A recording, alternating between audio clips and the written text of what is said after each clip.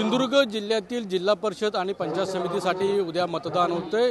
जवळपास जिल्हा परिषद 50 जागांसाठी तर पंचायत समिती 100 जागांसाठी उद्या हे मतदान होते। त्यासाठी जे मतदान केंद्रावरती जाण्यासाठी मतपेटिका जे आहे ते प्रशासन मात्र सज्ज झालेलं पाहायला मिळतं।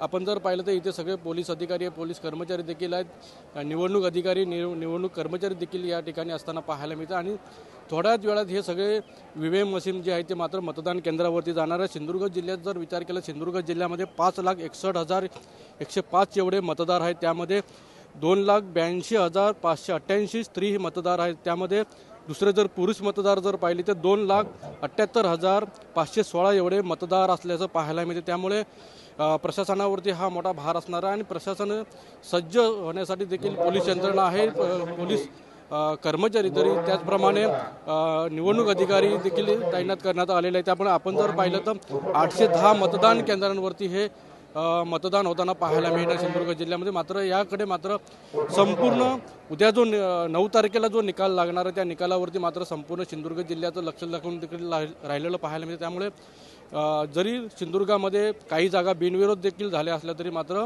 अजूनही काही जागांसाठी हे मतदान प्रक्रिया पार पडणार आहे। त्यामुळे पोलीस प्रशासन असेल, तिथलं प्रशासकीय प्रशासन असेल ते मात्र सज्ज असलेलं पाहायला मिळते। मात्र जो कौल जो आहे तो मात्र जनता कोणाच्या बाजूने देते, महायुतीच्या बाजूने देते की महाविकास आघाडीच्या बाजूने, हे देखील पाहावं लागणार आहे।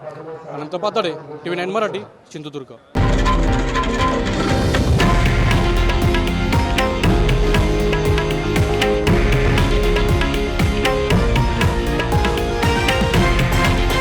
हे आहे देशातील नंबर 1 न्यूज नेटवर्क आणि आपण पाहत आहात TV9 मराठी, एकमेव।